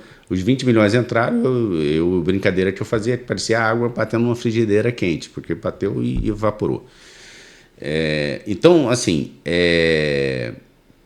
a gente tem que olhar para a estrutura como um todo. Não adianta você pensar só como que eu melhoro minha situação de caixa aqui se eu não estiver resolvendo esse problema aqui. Se você não resolver o teu problema de margem aqui, melhorar a tua margem, melhorar teus índices aqui. Se eu tô... Então, assim, e aí isso acontece, a gente na empresa grande, a gente tem a oportunidade de ver isso várias vezes. Então, você compra uma outra empresa. Se você vai olhar a empresa, e aí a gente tem uma outra metodologia que a gente usa muito, que é fazer... A gente fala muito benchmark, mas olhando para fora, né? Quando a gente fala assim, o fulano faz a melhor entrega aqui da região, o Beltrano tem o melhor atendimento da região, enfim, cada um tem. Então você olha muito para fora. A gente, em empresa grande, a gente consegue fazer o benchmark para dentro de casa. Ou seja, eu tenho várias filiais, eu tenho várias empresas e eu olho para as minhas estruturas de que eu consigo operar esse negócio com que tipo de estrutura de custo. Então, eu tenho mais de uma e eu consigo ver aonde eu sou mais eficiente e eu consigo aprender aquilo ali e replicar em outros lugares. Então, são várias empresas dentro de uma empresa. Então, esse exemplo que estou dando porque a gente, normalmente, quando a gente compra uma empresa, o momento seguinte que você adquire, que é que você começa a gestão, você vai fazer toda a tua reorganização de despesa e custo. Sim. Então, e aí que é o ponto que eu queria que você falasse. Por que uma empresa compra uma outra? O que leva uma empresa a querer comprar uma outra? Existem... Porque essa é uma pergunta que muita gente... que o empresário menor não tem essa visão. E as empresas grandes têm isso, uma compra a outra, uma tem vários motivos, né? Alguns motivos estratégicos, né? Você falou, o exemplo que você deu muitas vezes as empresas muito grandes, elas olham para as empresas menores do mesmo ramo, né, que tem soluções e às vezes é mais barato. Então, vou dar um exemplo de tecnologia. Em vez de eu pegar e criar um software e desenvolver um software, aí tem que contratar pessoas, pessoal de engenharia, aí vai desenvolver, demorar, às vezes não dá certo, tem que corrigir, sai a primeira versão, aí a gente chama, tem bug, aí vai lá, Ele fica mapeando o mercado, fica olhando o mercado. Quando tem uma empresa que já passou por toda essa fase, fez tudo, ele já tem cliente, já está com isso funcionando, ele vai lá e adquire aquela empresa. Essa é uma visão mais estratégica. Mas tem várias outras possibilidades, né? Eu quero crescer regionalmente e tem uma empresa que trabalha por exemplo, eu sou uma empresa que sou muito forte e atuante na região sudeste e quero ir para a região sul. Aí tu compra o cara da região. Tem um cara lá na região sul que faz o mesmo negócio que eu. Também compra muito um do outro. Então aí você vai lá e você compra aquele porque é a forma mais rápida que você tem para entrar naquela região, né? Então esse é um outro exemplo. Como é que é feito o cálculo de uma venda de UV? Porque, vamos lá, para entender, a gente está entrando num novo nível aqui. A gente vai entrar num outro assunto que dá outro podcast. Mas vamos lá. Só para a gente mas assim, eu acho que dá para fazer o gancho com o que a gente falou. A gente faz o que a gente chama de valuation de uma companhia, tá? Ou de um negócio. E isso também você faz quando você vai fazer um investimento, né? Tá. Também você faz essa questão do investimento. Mas na compra, você pega e faz esse valuation. Quais são as pegadinhas, não, mas os pontos de atenção que você tem e que, na verdade, traz? Você tem a avaliação da empresa. Esse é um ponto interessante. Eu avalio a empresa como ela é hoje. Então, eu estou comprando uma empresa lá, um supermercado, no teu exemplo, lá na região sul. Então, eu sei lá quanto é que ele dá de lucro. Eu projeto esse lucro. Então, tem tudo a ver com o que a gente falou de projeção. Então, eu projeto esse lucro normalmente para 10 anos, né? Período de 10 anos. E dali em diante a gente faz o que a gente chama de perpetuidade. Eu não preciso projetar mais, isso a gente faz dentro do modelo de cálculo. E trago esse lucro a valor presente. Esse lucro a valor presente, em tese, é o valor que essa empresa vale. Mas uma dúvida, Paulo. Eu trabalhei pouco com o valuation porque, assim, na Concer, e depois eu quero até trazer esse tema o Gabriel, para a gente aprofundar isso um pouco mais, mas tinha muita projeção, né, de quanto vale e tal, que a gente fazia o cálculo ali do final. Só que quando você compra, tem sinergia de despesa. Então, esse é o ponto que eu ia chegar. Por isso que a gente faz a avaliação antes, como o negócio dela é hoje, e depois eu faço a avaliação de quanto vale aquele negócio para mim. Porque entra que o ponto que você falou de sinergia. O sócio que está trazendo o quanto ele pode acrescentar em algum pedaço da operação. Tá. Também, porque aí você vai ter sinergia dos dois lados, né? Então, o que é sinergia, né? Sinergia é quando duas coisas se juntam e a soma de duas coisas é maior do que elas individualmente, né? Então, exemplo matemático, 1 mais 1, nesse caso não é 2, é 3. Então, mas como é que a gente vê sinergia? Algumas delas são em custo, né? A maior parte, a mais evidente é em custo, ou seja, olha, eu tenho um custo... então, vou dar um exemplo. Eu tenho um departamento pessoal na empresa A e tenho um departamento pessoal na empresa B. Não vou precisar ter... Vamos botar em número. Uma empresa fatura 100 e tem uma margem de 15%.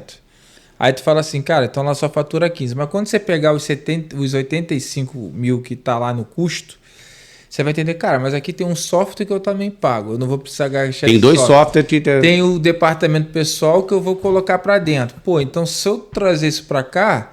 Cara, eu consigo ter aqui 40% de margem. Exatamente. Pô, então o meu negócio... Então lembra que eu falei antes, eu olhei o lucro dela para 10 anos, trouxe o valor presente e disse, essa empresa hoje, ela do jeito que está, vale, nesse exemplo nosso, 100. Mas quando eu trago ela para dentro do meu negócio, eu vou ver as sinergias, o que a gente tem, o que a gente junto pode alavancar.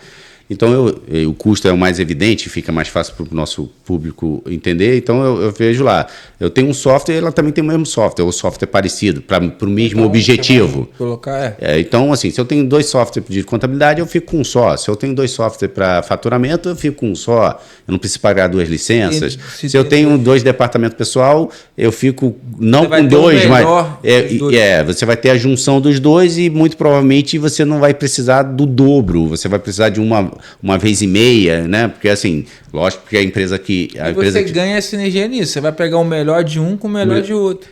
E por isso que eu falei, a primeira sinergia é a sinergia de custo. A outra sinergia é que eu brinquei, que eu falei assim, eu vou entender o benchmark interno. O que esse cara faz melhor que eu e eu trago para o meu negócio. Então eu alavanco o meu negócio. E o que eu faço melhor que ele, que eu levo para... Então, na verdade, você ainda tem a sinergia da melhoria do processo seu, né? Do seu negócio como um todo. Então você tem redução de custo, melhoria de processo e, logicamente, também você imagina aí, né, que isso vai ter uma consequência no teu crescimento, no teu faturamento. Porque se você tem um custo melhor, você tem um processo melhor, em tese você é melhor do que era antes, então você consegue fazer um preço mais competitivo, você tem uma entrega melhor, aí você vai ter várias outras coisas, de repente você não tem um marketplace, mas ele tem um marketplace legal, então você traz teu negócio para aquilo. Então, é isso que a gente... Por que eu te fiz essa pergunta? Porque tem muita gente que paga mais do que vale o negócio, que a gente chama do ágio lá, né? E tem o ágio de mais-valia, e tem o ágio de mais-valia e tem o ágio... Aí você vai complicar porque não, isso aí é contado. Mas a gente paga assim, mais, é o ágio. Tem um de mais-valia que é sobre os equipamentos que você pode tomar crédito, e tem o outro que é o pagamento maior, que você também toma crédito. Então, olha só, preste atenção numa coisa. Só para você entender como... Que em inglês a gente chama em inglês de goodwill. Olha como é que as coisas são extremamente mais complexas, que a gente não pode entrar aqui, mas eu guardo esse assunto por isso que, cara, por mim eu falo isso aqui. Porque, cara, olha só que parada, assim, às vezes o cara compra no prejuízo do negócio, visando a sinergia e o que ele pode acrescentar. Por isso então ele já sai negativo e aquilo toma crédito fiscal. Por isso que eu falei assim, vamos pensar no mais simples. O mais simples é para isso, mas assim, às vezes eu compro uma empresa por questões de planejamento tributário. Né? Porque deu prejuízo. Porque entendeu? A outra tem prejuízo, acumula, tem um crédito, tem crédito tributário que eu posso abater. Então, na verdade, eu compro uma empresa para me aproveitar de um ativo que ela tem, que é o crédito tributário que ela tem. Então, é uma Então, assim, aí já é acho que fica muito confuso para o nosso público aqui, mas, assim, existem vários motivos que você olha para um negócio... O mais comum é esse, é buscar sinergia, crescimento, expansão territorial, etc. Entrar num negócio novo, né? Por exemplo, né? Sei lá, entrar no negócio, tentar assim, pensar, eu tenho lojas que vendem roupa. De repente eu falo assim, legal, eu quero também ter a confecção. Então eu compro uma confecção. Aí tem aqui, porque eu estou verticalizando o meu processo. Eu reduzo o meu custo. etc. Há vantagens e desvantagens nesse processo, mas a gente vê acontecer muito. Então, sim, tem vários motivos. E aí, volta no teu ponto. Isso vai muito da cabeça e na estratégia que está por trás disso. Então, assim, por que é lógico que a gente, quando a gente está na área de planejamento, a gente subsidia com essas decisões. Então, falando, tem uma empresa aqui com crédito. Eu consigo utilizar esse crédito? Em que tempo eu recupero esse crédito? Perfeito. Né? Então, qual é a taxa de retorno que da recuperação desse crédito eu vou ter? Isso vai sentido para o... Né? Paga a minha estrutura de capital, né? Lembra que eu falei do custo de capital?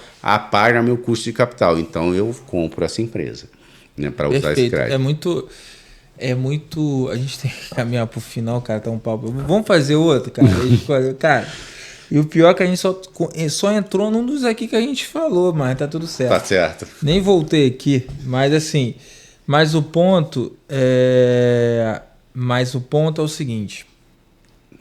O que eu quis te trazer aqui, porque é uma coisa que eu entendo que o que eu quero implementar dentro da SBF, eu estou até implementando dentro de alguns sistemas, é o que eu amei muito fazer, é o que teoricamente eu abri o meu escritório para trazer isso para o empresário, porque eu acho que ele precisa ter esses insights. Aí todo mundo fala, pô, isso não é para mim. Não, isso é para todo mundo.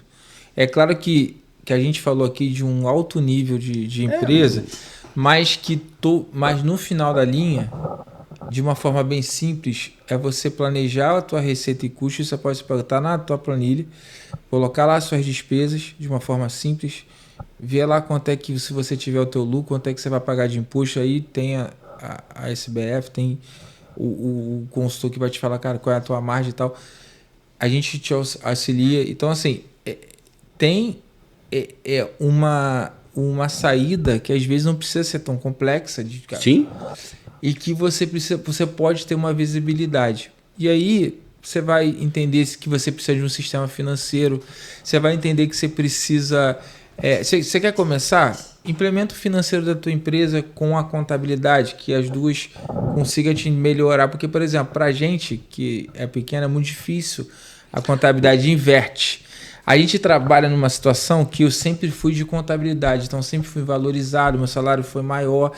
E quando você vai para o escritório de contabilidade, o salário de quem faz a contabilidade é menor. O fiscal vale mais. Aí tu fala, cara, a gente trabalha, pô, o salário do fiscal era menor de um cara que é especialista em controle. Por quê? Porque é tomar de decisão, é expertise. E aí o que acontece?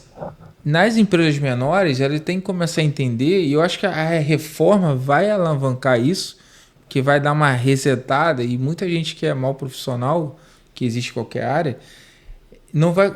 Cara, existe, Paulo, o cara que fala assim, não, eu já peguei várias transições, cara, mas eu não fazia contabilidade. Eu falei, mano, você é escritório de contabilidade e não fazia contabilidade. Não, ele não me pagava para fazer contabilidade. Esse é o mundo que a gente bota. E é muito ruim isso. Como lógico, a gente, como profissional. Lógico. É muito ruim para a imagem da profissão, é muito... Porque você... Não, para o empresário, claro, porque assim, ele... assim, independente de qualquer coisa, ele toma todo... Eu posso errar, ele pode errar, tá tudo certo. Mas se o empresário errar, ele vai levar a família dele, sim, ele vai levar os funcionários dele, ele vai levar o sonho dele, e é muito mais do que dinheiro. É o sonho dele, é o que ele abriu mão, é frustração, é depressão, pode levar à morte. Então, assim, ele precisa entender que essas ferramentas que a gente bate na tecla, eu trouxe várias pessoas em relação a isso, a gente quer entender, fazer que seja... E não é para me contratar, não é questão financeira, não, tá?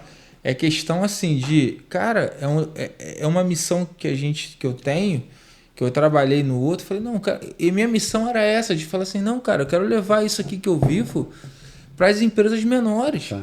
E assim, para reforçar isso, eu digo assim, eu vou dar um exemplo meu pessoal. Eu tenho o meu planejamento financeiro pessoal. Isso vai no nível de pessoa.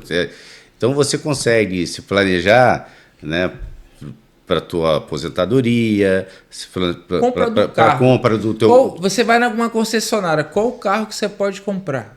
Aí tu vai lá e fala assim, eu quero comprar o tal, eu vou pelo dinheiro, eu posso comprar X valor. Traz a disciplina que você está falando, né? Você fica mais disciplinado, você fica mais consciente no sentido de saber exatamente como é que tá, né, como são as minhas finanças, onde eu estou gastando, o que eu estou investindo, né? Enfim, então assim, isso serve para a pessoa física, isso serve mais ainda para o pequeno empresário, exatamente porque conforme a gente vai aumentando, esse exemplo que você deu, né? Conforme você vai aumentando a responsabilidade, mais você vai precisar desse tipo de apoio, né? Se você hoje, né, tem eu e minha família, né, então ser um cara previdente, ter esse tipo de controle é importante para mim e para minha família. Imagina um pequeno empresário, tem ele, a família dele, os funcionários e as famílias dos funcionários. E dos fornecedores. E dos fornecedores. Então, assim, vai crescendo a responsabilidade. Então, quanto mais essa responsabilidade cresce, mais isso é relevante, né? Por isso que numa empresa grande, né, que onde você está falando de 1.000, 4.000, a empresa que eu estou hoje tem 5.000 funcionários, né, não consegue fazer, né, sem esse tipo de ferramenta. Não. Né, porque, primeiro que não é que... Se não tiver esse tipo de ferramenta, ela vai quebrar porque também tudo acontece em escala maior, né? Então, aquilo que a gente, quando você falou, né, às vezes, num pequeno empresário, um ano ruim, ele leva 4, 5 anos para recuperar. Dependendo do ano, numa empresa grande, pode ser fatal, entendeu? Morrer. Entendeu? Porque, assim, é escala também, né? Tudo... então, dar um exemplo, né? Se a gente errar lá na margem e fazer... Eu só vou descobrir isso muito tempo depois, é um prejuízo absurdo que você vai gerar, porque de milhões. Então, assim, porque é escala, né? Você tem escala para o bem e para o mal. Tem escala para o bem e para o mal. Então é isso, eu acho que sim, todo empresário deveria se preocupar com isso. Existem modelos e modelagens mais simples, a gente aqui trouxe exemplos talvez muito mais elaborados do que eles precisam, mas existem formas simples, né? E a gente falou ali de projeção do fluxo de caixa, projeção de resultado, ter esses dois, e dá para fazer isso de uma forma bem simples, um Excel, etc., e depois evoluir com uma ferramenta, etc., já ajuda muito para a tomada de decisão. E aí ele, com o sonho dele, com a estratégia que ele imagina para o negócio dele, etc., tal, ele vai ter informações para trabalhar. Eu vou montar um produto de controladoria por assinatura. Aí, chamar como sócio. Ok, cara. Não, mas assim, tô brincando, mas...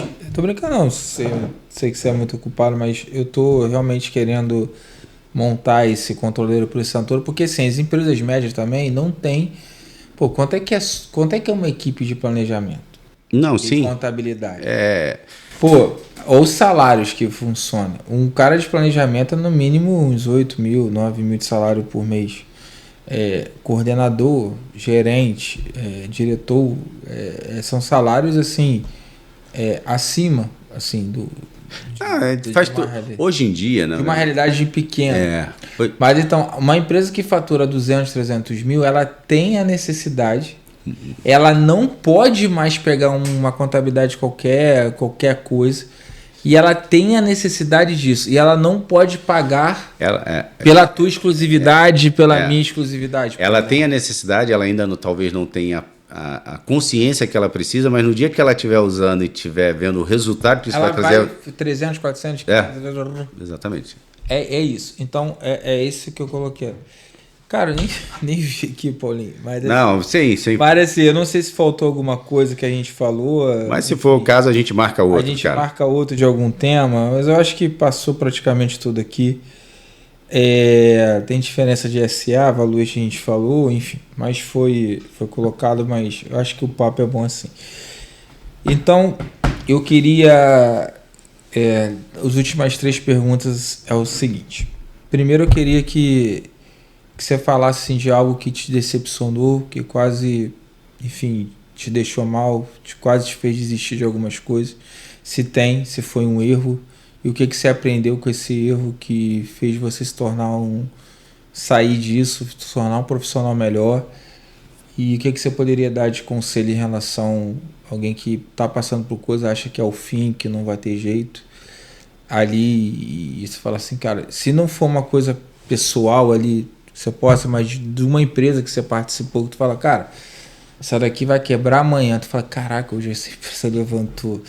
Então, assim, eu queria que você falasse algo assim. Cara, eu acho que acho que todo mundo tem... Você passou uma questão pessoal, acho que na época lá também. Mas ali era mais na verdade, assim... Você fica à vontade. Não, sem problema nenhum. Na verdade, ali foi, assim... Minha esposa tem uma situação de saúde, e aí ela engravidou, e aí tinha um risco para gravidez grande, né? E aí foi o que me levou até sair da Brookfield naquela época, né? Eu combinei, avisei que quando ela estivesse chegando ali para o 7º mês de gravidez, eu ia para São Paulo para a gente ficar lá acompanhando e próximo do hospital, e coisa toda de acompanhamento. Mas foi até controlado, foi planejado, enfim, o que a gente, e aí talvez um pouco, aí a gente vai no planejamento, mas o que eu conversei com ela na época muito foi, cara, se der, a gente podia ter ficado aqui no Rio de Janeiro também tem, né? Mas a gente estava muito bem assistido lá em São Paulo, desde o início, etc e tal. E eu falei para ela assim, putz, se der alguma merda, se der alguma coisa errada, a gente não vai se perdoar nunca mais na vida, seja com o filho, seja com ela, tá? É uma coisa que você não volta atrás, né? Então a gente optou, né, nesse caso né, eu abri mão, saí de uma empresa maravilhosa, enfim, que a gente trabalhou lá junto, enfim, tinha muito desafio, muita coisa, mas era muito bom. O clima era sensacional. E fomos para São Paulo, fiquei lá 6 meses, né, cheguei um pouco antes, depois também ficou acompanhamento e a gente voltou. Mas nem acho que essa seja uma situação complicada, não. Eu acho que a gente acaba tendo outras situações, enfim, e tem de várias naturezas, né? Então eu vou tentar trazer duas, assim. Uma só para dar um exemplo, na verdade, acho que você nem sabe disso, mas eu era pequeno, então assim, eu quando pequeno eu tive poliomielite, né? E fiquei mais de um ano paralítico. E aí meus pais, pequeno, aquela coisa toda, isso é um impacto, e é muito mais mérito dos meus pais do que meu, né? Mas que idade? Cara, 3, 4 anos de idade, pequeno. E aí depois... Naquela deve ter sido agoniante para os seus pais, né? Porque é aquela fase que a criança está mais agitada. Então, e tem uma série, para eles foi uma prova muito grande, né? A minha memória é muito, eu não tenho uma memória muito forte disso, eu tenho memória do pós, né? Assim, porque eu tive que fazer algumas cirurgias, etc. Tal. Mas o que eu guardo mais de memória nesse aspecto não é a situação em si, é como que meus pais lidaram com isso depois, né? Porque assim, eu sempre fui tratado normal, como uma criança normal, entendeu? Assim, então, assim, eu era moleque de brincar na rua, de jogar bola, não ficou numa redoma de vidro, tá, sabe? Sim. Então, assim, o que me fez também, ele ter uma percepção de mundo que, assim, olha, sou igual a qualquer um, tenho minhas limitações, tenho as minhas fraquezas, tenho as minhas virtudes, tenho as minhas fortalezas, enfim. Então, assim, é um momento que para os meus pais, sim, né? Imagina, durante um ano e pouco, uma situação andando para tudo quanto é lado, né? Atrás de milagre, atrás de medicina, etc. Tal. Enfim, e depois... Numa época que era difícil, né? Na época que era bem mais difícil, né? Eu diria que bem mais difícil, né? Então, assim, aí tem uma coisa da fé deles que eu acho que é muito, muito forte, que é assim, a gente... todas as buscas iniciais que eles fizeram não tem jeito, compra uma cadeira de roda, então era assim, né? E minha mãe, por exemplo, minha mãe, meu pai, ela se negou. Então, assim, enquanto eu puder, eu carrego, mas não vou comprar, porque no dia que eu comprar, eu tô aceitando que ele vai ficar numa cadeira de roda. Então, assim, lógico que aí é o que eu guardo, é muito menos isso e mais a minha infância, força, né, e a força que eles me deram com isso. Então, eu acho que todo mundo tem, eu acho que a gente tem que encarar isso, né? Um lado positivo, transformar aquilo no lado bom.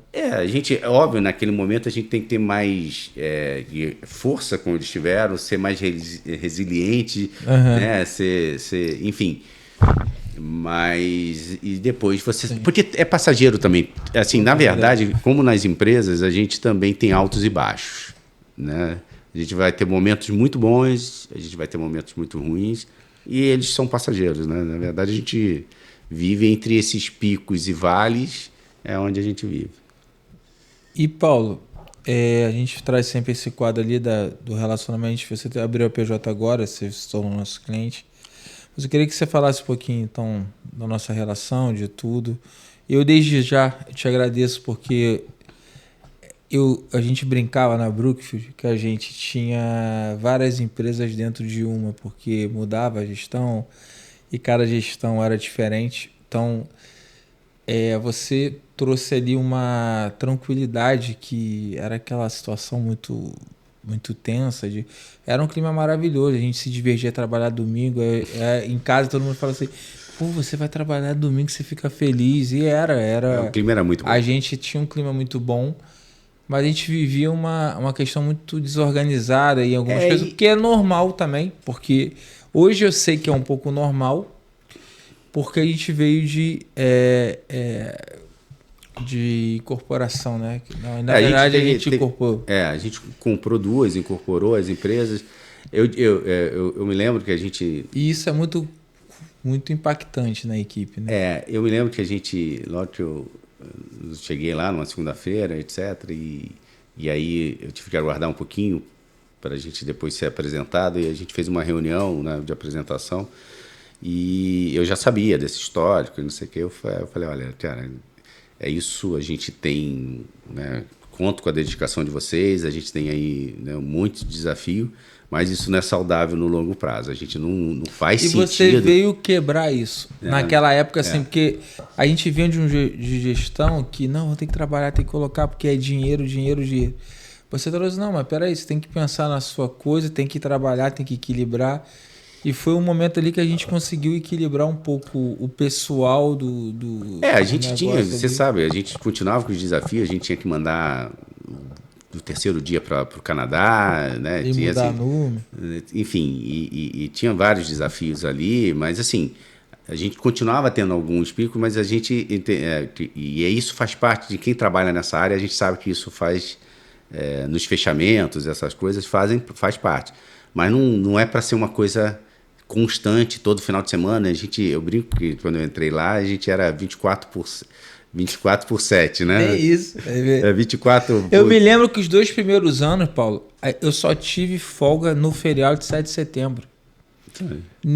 Não salvaram nem Deus, porque nem na Páscoa a gente, só o de domingo de Páscoa a gente não trabalhou, mas sexta, sábado. Foi 2 anos numa pegada muito grande, depois reduziu um pouco. E, cara, foi uma parada. Então, assim, queria que você falasse então um pouco da SBF, um pouco... Ou meu, porque você tem mais relação comigo do que a SBF que vai agora. E é isso, minha gratidão. No dia que eu pedi demissão, depois você me trouxe de volta. E, cara, você sempre foi um cara muito... que eu me espelhei também, porque é um cara muito tranquilo e sereno no meio de tanta turbulência. E como eu te falei, eu vim de mercado, eu sempre tive o sonho de ter um escritório, mas eu optei ir para o mercado primeiro, aprender como funciona. Eu não sabia como seria, mas a gente acaba que é o reflexo de todos os gestores que a gente passou. Graças a Deus, tive... Eu acho que eu diria que até um movimento, assim, a contabilidade, né, os contadores, de modo geral, ele é uma profissão que você tem alguns caminhos que você pode seguir na sua carreira, né? Tem muita gente que já sai da faculdade para um escritório de contabilidade. Não acho que é o ideal, não. Eu concordo com você. Eu acho que por isso que eu ia falar, o teu trajeto profissional, sua vida profissional, ela hoje você tem uma bagagem, né, que te permite oferecer uma série de coisas que talvez o teu concorrente não consiga, porque não teve essa bagagem. Não é porque ele é melhor ou pior, não é por isso, é porque não teve a experiência, né? Então, eu acho que isso faz a diferença. A aproximação, né, essa relação nossa com a SBF é recente, mas vem exatamente dessa relação passada nossa, de confiança, né, de conhecer o teu trabalho enquanto gestor e liderado ali. Então, é muito essa confiança do passado que a gente traz até hoje.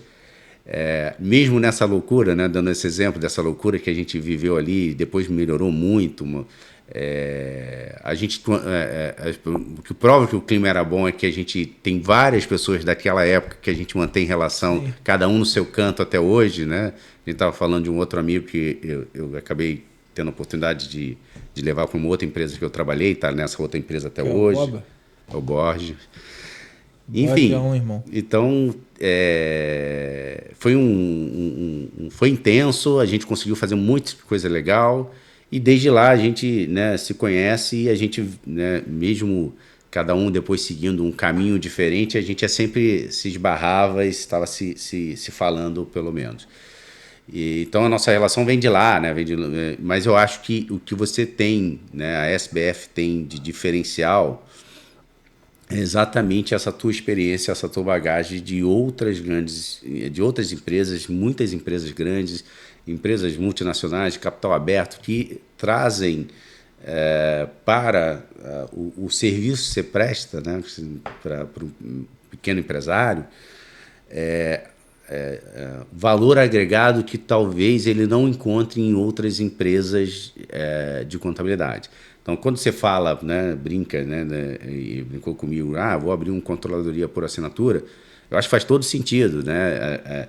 E aí é quase um processo de convencimento do empresário de que isso tem um valor para ele. Sim. Aquilo que a gente falou logo no início, né? Muitas vezes a gente vê a contabilidade só como um custo, é um mal necessário, é para pagar imposto, eu preciso da contabilidade. A contabilidade é muito importante, ela te dá muita base para essa segunda fase que a gente fala, que você está falando, sim, da controladoria, de apoio no planejamento tributário, apoio no planejamento financeiro. Uma conversa simples assim você consegue trazer. Exato. Porque você tem vivência e você tem, né, experiências que um pequeno escritório que surgiu assim desde o início não tem. Né? E de novo, não é questão de ser melhor ou pior, né? Na verdade, sim, é diferente, né? Aquela coisa, você tem uma coisa que eu acredito que tem valor para o pequeno empresário, e aí é isso, né? Porque que a gente está aqui hoje é de longa data. E também agradeço o convite, foi um prazer, foi meu primeiro podcast. Seu primeiro? Foi o primeiro podcast. E aí, gostou? Foi bom, foi muito bom, né? Foi bom pra caramba. E tem vários temas. Quando a gente conversou, eu falei, cara, Paulo, eu tenho tanta coisa para falar, porque tá muito fresco que eu fiz uma série de financeiro e eu tenho conhecimento financeiro, mas eu fiz mais como apoio de contabilidade e tal, e, enfim, mas a minha expertise maior é dentro da contabilidade. E eu acabei que, por ter passado por planejamento, eu juntei tributário, planejamento, e isso é muito importante. Às vezes você pergunta, mas você é muito generalista e tal, mas o empresário menor precisa, porque coloca tudo. Então, assim, e quando eu te trouxe, eu falei, cara, tem tanto tempo para falar, eu fui fazer o roteiro, eu falei, cara, tanto é que deu 20 e pouca pergunta, eu falei, passei, eu falei, cara, eu queria falar de valuation, de tal, eu falei, cara, mas acho que foi o que eu queria trazer aqui esse conceito de controladoria, de gestão, de tomada de decisão, porque, e eu escolhi assim um pouco, porque eu acho que os empresários têm que se espelhar nas empresas grandes, assim, não é empresa grande que a gente fala, não, em estruturas diferentes, para pegar ali o que ele consegue adaptar e usar aquilo e entender como funciona e não se achar que é tão distante, que é impossível chegar às metodologias. Você não precisa ter 10 porque você não tem uma equipe, mas se você tiver uma ou duas ou alguns parceiros, procurar, você vai conseguir crescer também e talvez vai chegar no nível que você vai internalizar, vai colocar, mas que eu acho que é a virada de chave de achar que isso é importante, que isso é decisório para você, que hoje eu acho que muito empresário pequeno não tem essa visão. E aí, veio agora só na mente, assim, muitas empresas quebram porque crescem, mas não porque crescem, né, porque crescem sem saber, sim, né, o que ela precisa e como que ela está indo. Então, assim, e aí por isso que muitas vezes vem essas frases de efeito, né? O caixa é rei, enfim. Porque são formas de você tentar trazer uma ancoragem, mas o que eu quero deixar de mensagem a gente não precisa, né, e por isso eu dei o meu exemplo, a gente não precisa ter as metodologias, ferramentas de uma empresa estruturada grande tem. Mas se a gente tiver algumas dessas ferramentas, por mais simples que elas sejam, né, vai ajudar muito na gestão do negócio hoje e vai te apoiar se você tiver a ambição de crescer. Porque muitas vezes eu também... Né? A gente tem que entender aquela coisa do mindset. Você vai contar, puta, hoje você pode fazer aqui, se você quiser, você pode abrir uma outra filial. O cara fala, não quero, é isso que eu quero. Né? Eu quero isso aqui é para mim. Cada um tem uma ambição, tem um projeto de vida, tem, né, uma direção. Então, assim, e a gente tem que saber respeitar isso, na verdade. Mas assim, mesmo para esse cara que que não quer mais crescer, ou que está satisfeito com aquilo ali, ele tem que saber que aquele negócio dele está rodando direitinho, porque aquilo é onde ele vai... voltamos, né? É dali que ele tira o sustento da família dele e apoia e sustenta diversas outras famílias. Exatamente. Então, assim, queria que você se despedisse, deixasse aí seu recado. E na última pergunta, o que você pretende deixar de legado quando você estiver lá velhinho, com pijama, dormindo? E para assim, só vivendo de renda, tô brincando. Mas o que você entende que é um legado na nossa área, aí mais diretamente você, na tua área, assim, que você fala assim, cara, se eu chegar no final e entender, cara, que... O Bruno... E depois você pode despedir. Tá, eu acho que como que eu diria? O legado tem muito... Para mim, legado hoje tem muito menos a ver com o que a gente pode fazer. Já participei de vários projetos legais de muito sucesso, né? E obviamente as pessoas me reconhecem, sabem disso por isso. Mas não é o que eu valorizo como legado, né? Eu acho que o legado é a gente conseguir, né? E isso eu valorizo muito, ter passado por várias empresas e até hoje eu tenho pessoas no meu relacionamento pessoal que vieram desse relacionamento profissional, né? Eu costumo dizer que a gente passa, na Grupo Fiore até mais, né? A gente passa a maior parte do nosso tempo dentro da empresa, né? E que não precisa ser ruim passar esse tempo lá. Pode ser um tempo prazeroso, né? Óbvio que tem responsabilidade, óbvio que tem que entregar, óbvio que a gente tem meta, né? Óbvio que a gente é cobrado, como também cobra. Mas, para mim, legado tem muito mais a ver com pessoas que você forma, com pessoas que, né, amizades que você constrói, né? Para mim, legado é ver pessoas que trabalharam comigo lá atrás e hoje são executivos. Como eu, como outro, como o Borges também, que você evoluiu bastante. Para mim, isso que é legado. Eu também tento trazer assim, para minha filha, né, na criação da minha filha. Quer dizer, legado não é o que eu consigo deixar para ela de herança, né? Que você brincou, de vivendo de renda, não. Legado é ela poder chegar na idade adulta, ter a capacidade dela laboral, ter a capacidade intelectual, respeitando as pessoas, né, respeitando, né, todo mundo, né, respeitando os mais velhos, os mais novos, enfim. É isso para mim que é legado. E agradecer mais uma vez a você, a todos que nos estão acompanhando. Dizer que tem muito assunto, né, a gente ter, né, essa é uma matéria para quem gosta, né, a gente acaba falando bastante, né, porque é apaixonante mesmo, mas dá para ser simples, e acho não, eu tenho certeza que vocês podem utilizar dessas ferramentas para que vocês atinjam o potencial de negócio que vocês têm. Então, e aí buscar ajuda, né? Aqui com o Bruno, com quem, de repente, uma outra empresa, né? Porque a gente não necessariamente está falando só para a SBF, mas pode estar falando aí para todo mundo, né? Então, é isso. Acho que agradecer a oportunidade que eu brinquei, eu falei no meu primeiro podcast, então também... De outros, a gente vai fazer. Tô debutando. A gente podia fazer uns conteúdos técnicos aí junto, mas a gente amadurece aí. E é isso. Muito obrigado aí. Até a próxima. Então, obrigado, Paulo. Que Deus te abençoe aí, que dê tudo certo.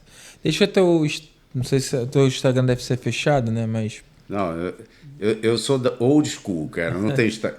Para não dizer que eu não tenho Instagram, eu tenho Instagram para seguir as pessoas, mas no movimento Instagram não tem nada. Então basicamente, eu tenho LinkedIn. Então, dá o teu LinkedIn. É fácil, é Paulo Anes. Então, tá bom. Se quiser saber a trajetória, tá tudo certo. Tá. Bom, pessoal, muito obrigado. É mais um episódio. Hoje foi muito especial. Foi um episódio que, para mim,